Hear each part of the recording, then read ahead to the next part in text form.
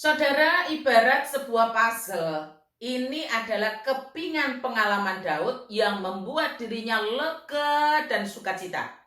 Leganya itu bukan karena dia mendapatkan keuntungan pribadi, tetapi leganya itu karena tabut Allah berhasil dibawa pulang kembali dari rumah Obed-Edom ke kemah yang sudah disiapkan untuk tabut itu di kota Sion.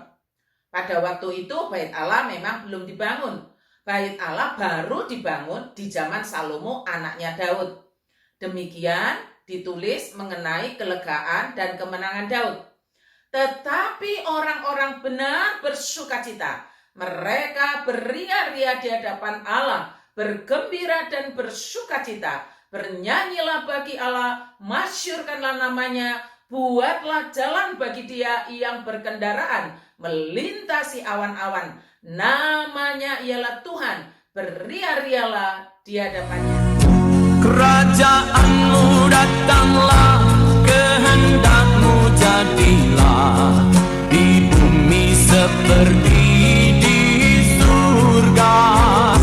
Kerajaanmu datanglah, kehendakmu jadilah di bumi seperti di surga. Muliakanlah Raja, segala raja, penguasa di udara diruntuhkan. Biarlah nama Tuhan ditegakkan sekarang, kemuliaan kuasanya atas kita. Kerajaanmu datanglah, kehendakmu jadilah di bumi seperti di surga. Saat teduh kita hari ini dari Mazmur 68, tetapi saya akan membacakan beberapa bagian untuk kita sekalian. Demikian sabda Allah, 4 ayat yang pertama. Untuk pemimpin biduan Mazmur Daud, nyanyian. Allah bangkit maka terseraklah musuh-musuhnya. Orang-orang yang membenci dia melarikan diri dari hadapannya. Seperti asap hilang tertiup, seperti lilin meleleh di depan api. Demikianlah orang-orang fasik binasa di hadapan Allah. Tetapi orang-orang benar bersukacita, mereka beria-ria di hadapan Allah, bergembira dan bersukacita. Ayat yang terakhir dari Mazmur 68 ini berkata demikian. Bagi dia yang berkendaraan melintasi langit purbakala, perhatikanlah ia memperdengarkan suaranya yang dahsyat. Akuilah kekuasaan Allah, kemegahannya ada di atas Israel, kekuasaannya di dalam awan-awan. Allah adalah dahsyat dari dalam tempat kudusnya. Allah Israel, dia mengaruniakan kekuasaan dan kekuatan kepada umatnya. Terpujilah Allah. Saudara-saudara, apa yang mau Tuhan ajarkan kepada kita melalui Mazmur 68 ini? Jawabannya adalah ajaran supaya kita belajar, akuilah kekuasaan Allah. Allah Maha Kuasa, akuilah kekuasaannya. Bagaimana cara mempraktekkan akuilah kekuasaan Allah itu? Nah saudara, sebelum kita menemukan jawaban dari pertanyaan di atas, mari kita pertama-tama mengerti ajaran ini terlebih dahulu. Yang pertama saudara, orang yang dipilih Allah menjadi miliknya, dipanggil secara pribadi itu, tidak pernah dibiarkan hidup menyendiri, tidak pernah dibiarkan hidup sendirian. Orang yang menjadi milik Allah akan dikumpulkan dengan sesama orang yang menjadi miliknya dalam persekutuan yang disebut umat atau disebut gereja. Kumpulan atau persekutuan dari orang-orang menjadi milik Allah itu, sekali lagi saudara, disebut umat atau disebut gereja. Ingat, ajaran gereja bukan gedung. Allah selalu hadir di tengah-tengah umatnya atau miliknya. Sering juga diungkapkan dengan gambaran Allah tinggal di antara umatnya. Jadi, kalau ada orang yang mengaku percaya Allah, tapi ia tidak mempunyai komunitas atau persekutuan orang-orang kudus, orang-orang yang percaya atau visible, Sesungguhnya ia tidak benar-benar percaya kepada Allah, tidak benar-benar percaya kepada Tuhan Yesus.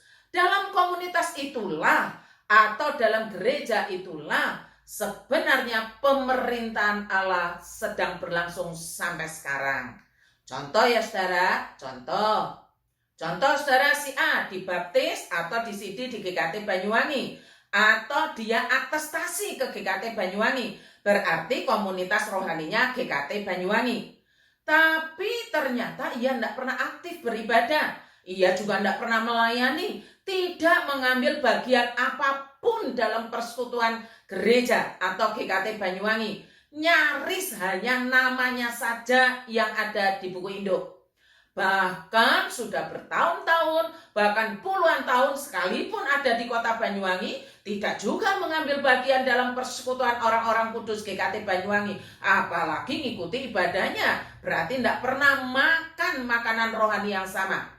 Orang seperti ini malah menjadi asing di gerejanya sendiri, menjadi asing di persekutuan rohaninya. Orang ini tidak akan pernah menikmati sukacita seperti yang diungkapkan pemazmur dalam Mazmur 68. Ada yang salah dengan imannya, ada yang salah dengan ajaran gerejanya kalau orang seperti ini. Komunitasnya di GKT Banyuwangi, tapi dia tidak pernah mengambil bagian, tidak aktif, tidak melakukan apa-apa. Kecuali saudara orang sudah tua, tidak bisa keluar, malah kita yang harus melayani. Artinya apa? Masih tetap berkontribusi, masih tetap satu bagian persekutuan orang-orang kudus. Semoga saudara-saudara, bahkan anak-anak yang bersaat teduh diberikan pengertian akan hal ini. Bukan soal aku suka atau tidak suka bersekutu, bukan. Tapi Allah menjadikan kita satu komunitas rohani, yaitu GKT Banyuwangi. Mari aktif, jangan jadi orang asing di gereja sendiri. Semoga saja Tuhan memberikan pengertian kepada kita bahwa kita dipanggil bukan untuk hidup sendiri-sendiri. Kita dipanggil menjadi milik Allah dalam persekutuan orang-orang kudus. Kita dipanggil menjadi milik Allah untuk menjadi satu gereja di mana Roh Kudus tinggal di dalamnya. Sekarang yang kedua, saudara, setelah kita mengerti bahwa kita harus berada dalam persekutuan orang-orang kudus, kita harus berada dalam suatu gereja, maka kita akan dilibatkan Allah dalam pemerintahannya. Bahasa yang kita kenal, kita dipercaya untuk melayaninya dalam pemerintahan Allah, dalam gerejanya. Kalau pada zaman Raja Daud, Allah melibatkan Daud dan orang-orang yang mengasihi Allah itu untuk berjuang, untuk berperang, untuk membawa pulang kembali tabut perjanjian. Tabut perjanjian itu, saudara, melambangkan kehadiran Allah di tengah-tengah umatnya, melambangkan pemerintahan Allah, dan Allah diam di antara umatnya, dekat. Allah tinggal bersama dengan umatnya. Allah yang dilambangkan dengan tabut perjanjian itu Allah yang hidup, Allah yang aktif memerintah sampai hari ini. Sebaliknya, saudara, bila tabut perjanjian itu jauh dari umat, maka sama artinya Allah tidak tinggal di antara umat. Allah tidak tinggal bersama-sama dengan umat. Gambaran ini sama seperti hati yang kosong. Hati yang kosong sama artinya dengan membuka kesempatan yang sangat lebar terhadap roh jahat untuk masuk. Mari saya ingatkan kita pada ajaran Matius 12 ayat 44 sampai 45. Lalu ia berkata, aku akan kembali ke rumah yang telah kutinggalkan itu, roh jahat ya. Maka pergilah ia dan mendapati rumah itu kosong, bersih tersapu dan rapi teratur. Lalu ia keluar dan mengajak 7 roh yang lain yang lebih jahat daripadanya. Dan mereka masuk dan berdiam di situ. Maka akhirnya keadaan orang itu lebih buruk daripada keadaannya yang semula. Demikian juga berlaku atas angkatan yang jahat ini. Jadi jangan biarkan hati kita kosong. Demikian juga umat atau gereja. Jika Allah tidak tinggal di tengah-tengah umat, maka artinya kosong, ditinggalkan oleh Allah. dan roh jahat yang akan berbondong-bondong masuk dan menguasai. Keadaan kita akan lebih jahat, akan lebih parah. Karena itu saudara, Daud berusaha, berjuang, bekerja keras bersama pasukannya agar tabut perjanjian kembali di tengah-tengah umat. Dan Tuhan Allah membuat berhasil perjuangan Daud dan pasukannya itu. Kelegaan, kemenangan, sukacita karena telah diberikan kemenangan untuk membawa pulang tabut perjanjian diungkapkan melalui Mazmur 68 ini.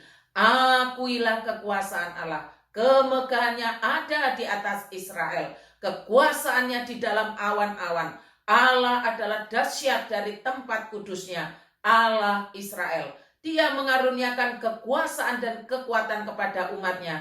Terpujilah Allah. Lalu yang ketiga, saudara. Jadi, bagaimana caranya mengakui kekuasaan Allah pada masa sekarang? Jika zaman Daud, kehadiran dan pemerintahan Allah atas umatnya dilambangkan dengan tabut perjanjian, maka pada zaman sekarang sudah tidak lagi. Sebab semua sudah digenapi di dalam Tuhan kita Yesus Kristus. Pemerintahan Allah pada masa sekarang melalui firman dan rohnya. Pertanyaannya lagi, apakah saudara-saudara sudah berada dalam pemerintahan Allah? Ngaku Kristen, apakah ada dalam pemerintahan Allah? Apakah saudara-saudara berada dalam komunitas rohani yang benar? Apakah saudara-saudara terlibat dan melibatkan diri dalam komunitas pemerintahan Allah? Akuilah kekuasaan Allah mempunyai implikasi terlibat dan melibatkan diri dalam komunitas gereja yang adalah pemerintahan Allah. Kelegaan, sukacita, kemenangan yang Allah kerjakan di tengah-tengah umatnya tidak akan dapat dibandingkan dengan kelegaan yang manapun juga, bahkan dengan kesenangan diri sendiri. Jadi, mari jangan menjauhkan diri dari persekutuan. Jangan menjadi orang asing di gereja sendiri. Jangan menarik diri dengan alasan tidak cocok lah, kurang menyambut lah, kurang ramah. Bukan. Kita dipanggil secara pribadi, kita dikumpulkan menjadi satu persekutuan orang-orang kudus. Libatkan diri dan ikut terlibat dalam persekutuan gereja. Kalau memang ada yang kurang cocok atau kurang berkenan di hati kita mengenai sikap orang-orang sekeliling kita, itu wajar, masih wajar. Mengapa? Lah namanya orang berdosa, dipanggil oleh Allah menjadi milik Allah, dikumpulkan jadi satu, saling menguduskan, bukan malah keluar, bukan malah memisahkan diri, bukan. Yang penting itu bagaimana kita bisa menyenangkan Allah, lalu mempraktekkan kasih kepada Allah dan kasih kepada sesama. Hidup berdampingan dengan saudara-saudara, satu Bapa, satu Allah, satu Tuhan, satu Roh, satu baptisan, dan lain sebagainya.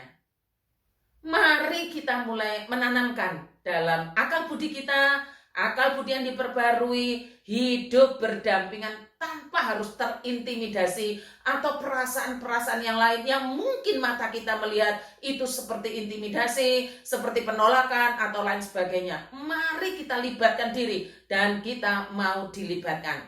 Ingat, masing-masing anggota sudah ada bagiannya. Kerjakan bagian saudara sebaik-baiknya, karena suatu saat saudara akan dimintai pertanggungjawab. Hanya orang yang kekanak-kanakan, yang tidak mau mengerjakan bagiannya, tapi berdalih, loh saya tidak diajak, loh saya tidak dilibatkan. Keliru, ini rumahmu, rumah kita, persekutuan kita. Ayo melibatkan diri dan kita mau dilibatkan. Jangan pernah menolak, jangan pernah menjadi orang asing di rumah sendiri. Mari kita mengerjakan dan terlibat dalam pemerintahan Allah di gerejanya dengan pembaharuan akal budi. Jangan pakai akal budi yang lama.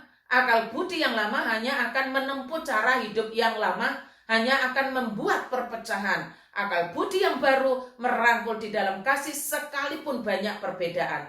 Tuhan Yesus memberkati kita sekalian. Selamat ulang tahun Nagata Flora Andina. Kamu adalah gereja. Aktiflah dan terlibatlah dalam pemerintahan Allah. Mari kita berdoa. Kami bersyukur ya Allah bahwasanya Engkau mengumpulkan kami dalam suatu komunitas orang-orang kudus yang disebut gereja, di mana pemerintahan Allah berlangsung atasnya. Saat ini Engkau memerintah dengan firman dan roh-Mu. Tolonglah kami semua anggota tubuh Kristus untuk terlibat aktif dan melibatkan diri dalam pemerintahan-Mu. Jauhkan daripada kami keinginan yang ingin menyendiri dan hidup untuk diri sendiri. Mohon Roh Kudus menyatukan kami dengan firman-Mu. Berkatilah gereja-Mu ya Tuhan. Mendoakan untuk Nagata Flora Andina yang hari ini berulang tahun. Tuhan berikanlah, karuniakanlah kepadanya iman untuk selalu mendekat kepadamu dan memilih jalan-jalan-Mu saja. Mohon Roh Kudus menumbuhkan imannya bersama-sama dengan ibundanya, yaitu Erna Agustina. Hamba mohon kemurahan Allah atas mereka berdua. Terima kasih Tuhan, di dalam nama Tuhan Yesus kami berdoa. Amin.